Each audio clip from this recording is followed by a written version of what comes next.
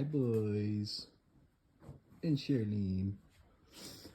I didn't do a video earlier this week because school was starting, and I was overwhelmed by it. And everything here is a mess, but we got a hydrangea, got some dahlias, and some lilies planted to get them going. We're gonna pop that, oh, what's it called? Brain fart. It's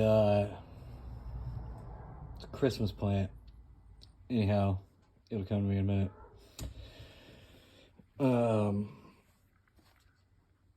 That thing. All right, let's look at the tag. Poinsettia. We're gonna plant that outside. I trimmed it up. It's looking pretty good. One little update is it's hard to see. Move the light, move the plant a little bit. But I do have a new leaf. It's real tiny, but it's right in there, right in the middle. Real hard to see. I don't think there's a flashlight on this camera, but there is a new leaf coming out of there, so that's pretty exciting. These guys did not make it, as you can tell, but I did end up getting a refund from them. Whenever I figure out how to post links, I will do that so everybody can avoid that shop. They're terrible. But I finally decided that I'm sick of waiting. So I got some very high potassium phosphorus fertilizer and watered the orchids with that today. It's called Beasty Blooms. It's a 0-50-30. Just over here, show you guys what it looks like. It's called Beasty Blooms. I believe it's from Fox Farm. Yeah, from Fox Farm. Good stuff, but very, very strong. Don't ever use it if you're not in bloom. For the first one, I got my EC 1.1. My parts per million are 800, which I think I'm okay with that. Maybe next round I'll hit them with 1,000. It's pretty high, but I like to hit them hard. pH about 6.5, so that's good. Right around there. It's good for blooming, between 6 and 7.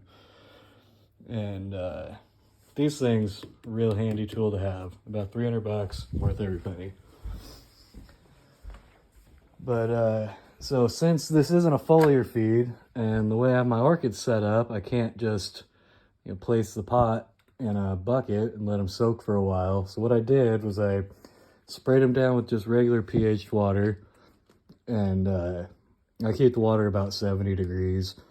And then what I'm doing is just very carefully, trying not to get the leaves or anything, just gently squirting this ever so slowly until I feel like the roots are fully saturated.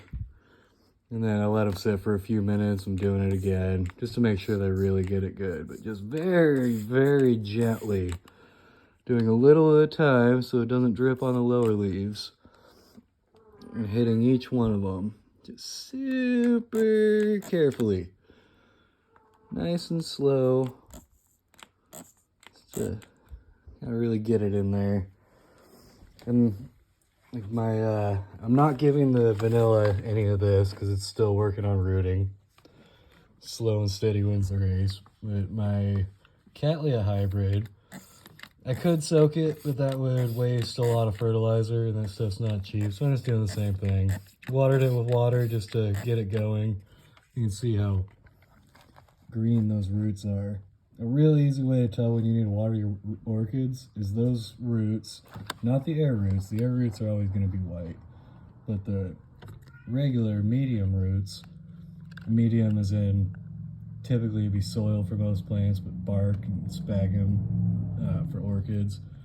But when these roots turn white and start to dry up, that's a perfect time to water. And you'll see when you water them, they plump up and they turn green. So you know you've done it right. And, as with all orchids, don't overdo it. But I am tired of these guys not blooming, and I want to see some blooms. So I got one of the strongest fertilizers, one of the strongest organic fertilizers that I know. I never use Miracle Grow. I never use anything that's not organic. And one thing to keep in mind, this is probably more opinion than anything, but General Organics fertilizer, I'm not a fan. I used it once, one season, and I didn't like it. I didn't like anything about it. It's really not even organic. Like, it kind of is, but it kind of isn't. It's just crap. And I mean, it's better than Miracle Grow. Miracle Grow is the devil. I never use that. Shit's garbage. But just slowly giving them a little of this Beasty Blooms 0-50-30. If anybody doesn't know, the 0-50-30 is the NPK scale. N stands for nitrogen, P stands for potassium, and K stands for phosphorus. It's, you know, periodic table. And that's what, whenever you buy fertilizer, it should have the NPK numbers on it. If it doesn't, don't buy it, because it's crap. You don't know what you're giving your plants. You're just hoping that whoever made it did everything right.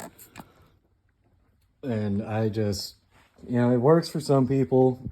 It would probably work fine for me, but I like to know what I'm giving them. I like to know that it's organic, and mostly I just like to know exactly what they're getting, because that is really important to me. I want to be able to keep track of what they're getting and how much, exactly what nutrients they have. Oh, I just sprayed my face. Got a little too carried away. Slowly.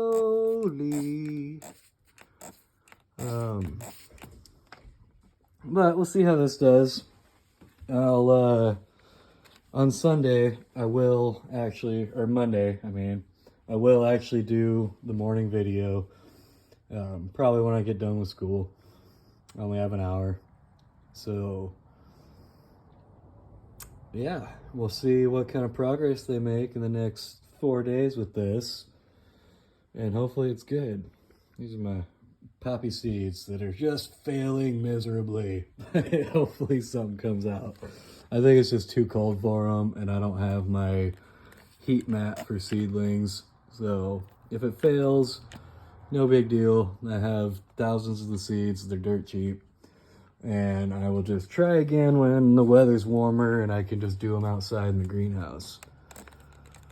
But hopefully we'll get some blooms with this.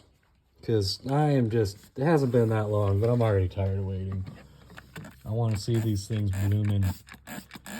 Big Beasty Blooms. Alrighty. I think that's about it for today. Nothing really exciting.